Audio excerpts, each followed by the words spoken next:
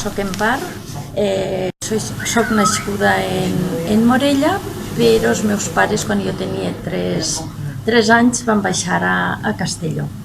I jo no vaig tornar a Morella fins que no vaig tindre els 8 anys. Després de la meva comunió, tenia una tia, germana de ma mare, que vivia en Sant Mateu.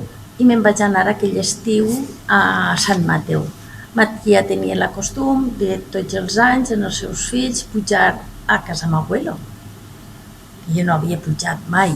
I com que jo estava en Sant Mateu, me'n vaig anar a Morella. Clar, a mi en Sant Mateu ja me va causar impressió que els xiquets, jo en Castelló de la Sera no em podia manejar.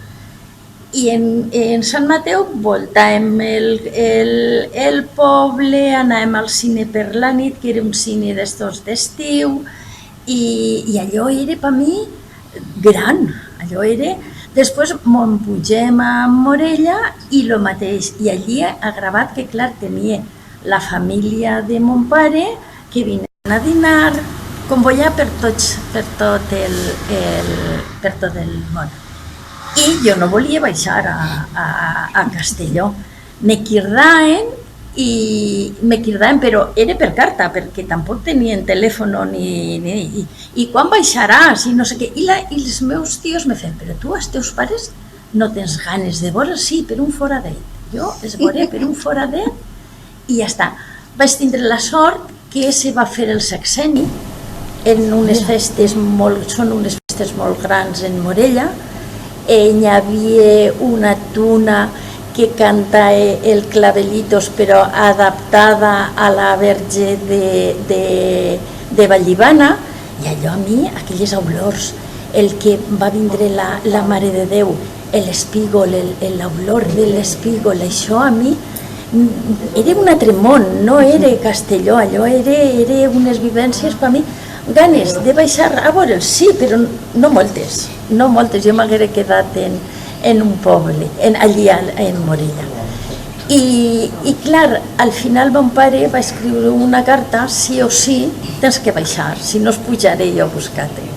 Els meus tios van anar, van parlar en el cotxe de línia i me van posar a l'autobús i per avall. Quan vaig arribar a Castelló, en l'estació d'autobusos, allò estava el Paseo Ribalta i allò era gran, no era gran, allò era molt gran. La meva germana, moderna, en una cintureta estreteta i les faldes així de cancan, allò a mi... Almidonaes? Sí, almidonaes. I en aquell entonces jo sabeu que la meva ment se va quedar en el poble, llumenetes, en aquell entonces no hi havia moltes llums per la nit.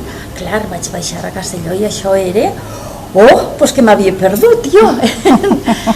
Després vaig arribar a casa, en ma casa ho havien pintat, entraes al rebredor i era un verd, però un verd, tots colors així, la saleta en un roig, verd.